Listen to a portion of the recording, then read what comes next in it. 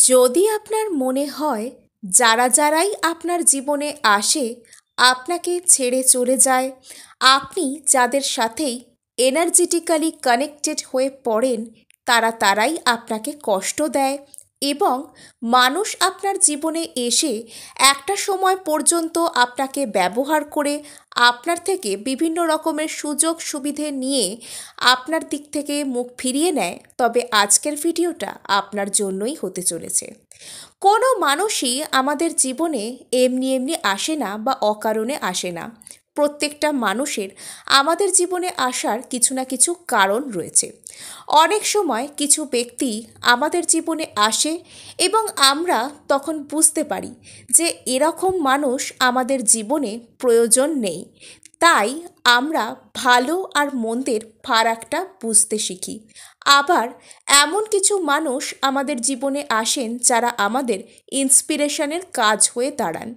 তারা নিজের জীবনে এমন কিছু জিনিস অর্জন করেছেন নিজের হার্ডওয়ার্কের ফলে, নিজের সঠিক জেদের ফলে, নিজের ইচ্ছাশক্তির ফলে নিজের জীবনকে অনেক সুন্দরভাবে তারা ট্রান্সফর্ম করেছেন। অনেক কঠিন পরিস্থিতির সাথে লড়াই করে তারা বিভিন্ন জায়গায় নিজেদেরকে প্রতিষ্ঠা করতে পেরেছেন। এরা আমাদের জীবনে ইন্সপিরেশনের কাজ করে এবং এদেরকে দেখে আমরা কিছু শিখতে পারি। জীবনে কঠিন সময়ে লড়ার যে অনুপ্রেরণা সেটা আমরা এই ধরনের মানুষদের থেকে পেতে পারি। আবার অনেক সময় যে খারাপ মানুষদের কথা বলছিলাম, তারা যখন আমাদের জীবনে আসে তখন আমরা বুঝতে পারি যে কীরকম চিন্তাভাবনা করলে আমরা নিজেদেরকে যে সঠিক দিশাটা সেটা নিজেরা দেখাতে পারবো না, কী ধরনের চিন্তাভাবনা করলে আমরা অন্যের প্রতি হার্মফুল হয়ে যাব, আবার ঠিক কতটা নিজের এনার্জিকে কারোর প্রতি ইনভেস্ট করা উচিত সেটা আমরা এই ধরনের টক্সিক মানুষগুলোর থেকেও শিক্ষা পেতে পারি। তাই সব মানুষই যারাই আমাদের জীবনে আসুক না কেন, সমস্ত কিছুরই কিছু না কিছু পারপাস রয়েছে। এবার যদি আপনার মনে হয়ে থাকে যে বারবার কেন একই সাইকেল আপনার সাথে রিপিটেড হচ্ছে, তাহলে এই অবস্থায় আপনার নিজেকে চেক করবার প্রয়োজন রয়েছে। দেখুন, যখন আমরা কোনো লেসন পুরোপুরি শিখে যাই, কোনো শিক্ষা পুরোপুরি আমরা পেয়ে যাই, তখন আমাদের সাথে সেই একই জিনিস আর ঘটে না।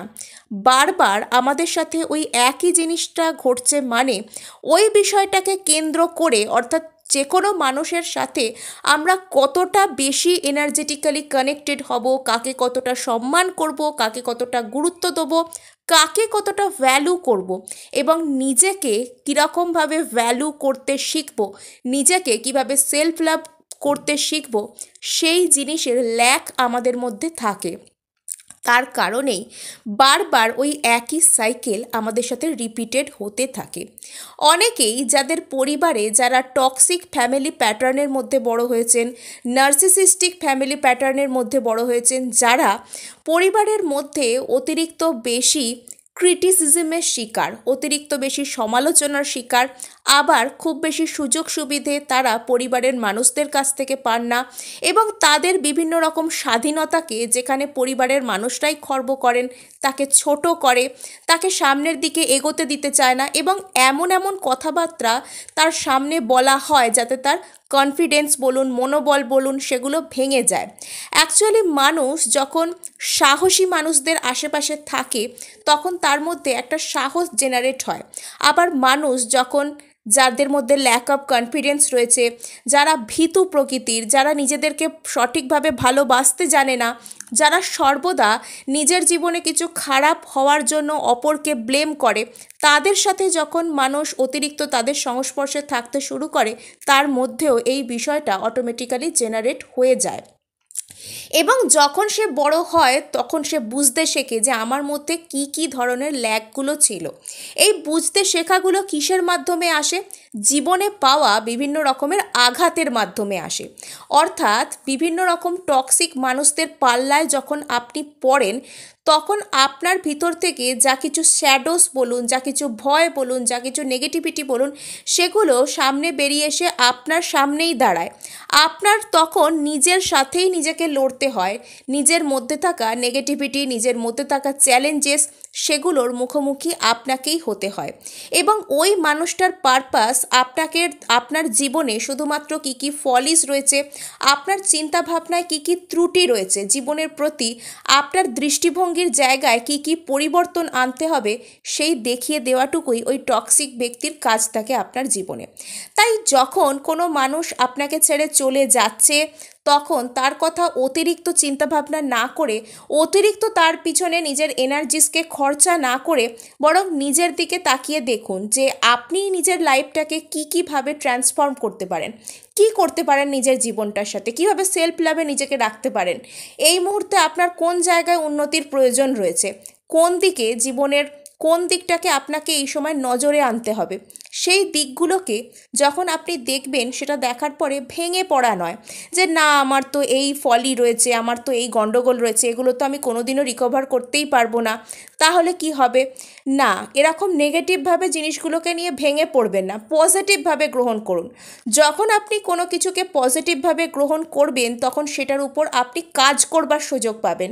আর যখন আপনার মধ্যে থাকা কোনো ত্রুটিকে, কোনো কমতি, কোনো খামতিকে যখন আপনি নেগেটিভভাবে গ্রহণ করবেন, যখন সেটাকে নেগেটিভ দৃষ্টিভঙ্গি দিয়ে দেখবেন, তখন তার ওপর কাজ করার সুযোগও পাবেন না, বরং সেটা আপনাকে হতাশ করে দেবে, জীবনে চলার পথে আরও পিছিয়ে দেবে। আশা করি আমি কি বলতে চাইছি সেটা আপনারা বুঝতে পারছেন।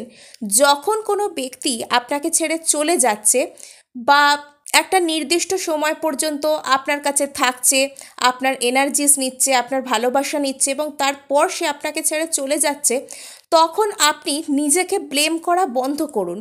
বরং এটা দেখুন যে এই মুহূর্তে আপনি জীবনের কোন জায়গায় দাঁড়িয়ে রয়েছেন, এই মুহূর্তে আপনার নিজের মধ্যে কি কি পরিবর্তন আনার দরকার রয়েছে।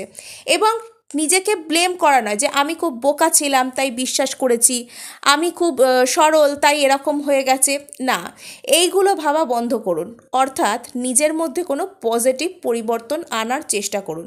এই মুহূর্তে আপনার কেরিয়ারের অবস্থা কীরকম, এই মুহূর্তে পরিবারের মানুষদের সাথে আপনার সম্পর্ক কী জায়গায় রয়েছে, এই মুহূর্তে আপনি নিজের পার্সোনালিটি গ্রো করার উপর কি কি করতে পারেন, এই ধরনের কথাবার্তা ভাবুন। যে যাচ্ছে তাকে যেতে দিন, তাকে তার মতন থাকতে দিন। সে যদি আসবার হয় সে ঠিক ফিরে আসবে, আর যদি তাকে ফিরিয়ে আনার হয়, তবে তার জন্য যে ধরনের টেকনিকগুলো আপনাকে করতে হবে, without self love, without self introspection, আপনার পক্ষে সেগুলো করা সম্ভব হবে না। তাই আগে সবথেকে বড় পরিবর্তন বা সর্বপ্রথম যে পরিবর্তন, সেটা আনতে হবে নিজের এনার্জিতে, এবং তারপরে বাইরে থেকে কাউকে সেই এনার্জি পজিটিভ রূপে পাঠানোর চেষ্টা করতে হবে। তবেই আপনার লাভ ভাইব্রেশন বলুন, টেলিপ্যাথি বলুন, বা যা বলুন না কেন, সেগুলো কাজ করতে শুরু করবে। তো যদি বারবার আপনার সাথে এই একই সাইকেল রিপিটেড হতে থাকে, যে বারবার আপনার জীবনে টক্সিক মানুষরা আসছে, এই ধরনের টক্সিক মানুষদের সাথে জড়িয়ে পড়ার সম্ভাবনা তাদের মধ্যে থাকে যারা ছোটোবেলা থেকে নিজের ফ্যামিলিতে সেরকমভাবে ভ্যালু পাননি, অথবা ফ্যামিলি মেম্বাররা তার সাথে এই ধরনের আচরণ করেছে যাতে তার সেলফ কনফিডেন্স নষ্ট হয়ে যায়। অর্থাৎ তাকে সর্বদা প্রশংসা করার বদলে ভয় দেখানো হয়েছে। কোনো ভালো কাজ করলেও না না করিস না, এটা ভালো নয়, সব ক্ষেত্রে তাকে নেগেটিভ সমালোচনা করা হয়েছে, সব ক্ষেত্রে তাকে একরকম ভয় দেখানো হয়েছে। তার ফলেই মানুষের মধ্যে টক্সিক সম্পর্কে জড়িয়ে পড়ার প্রবণতাটা চলে আসে, এবং সে যখন নিজের ভ্যালুটা বুঝতে পারে না, তখনই সে এমন মানুষের কাছে যায় যেখানে সে ভ্যালুটা পাবে না। তো নিজেকে এর জন্য চেক করুন, নিজের কোন জায়গায় হিলিংয়ের প্রয়োজন আছে সেটা আপনি নিজে ছাড়া আর কেউ বলতে পারবে না। আজকে এটুকুই, দেখা হচ্ছে নেক্সট ভিডিও। ধন্যবাদ।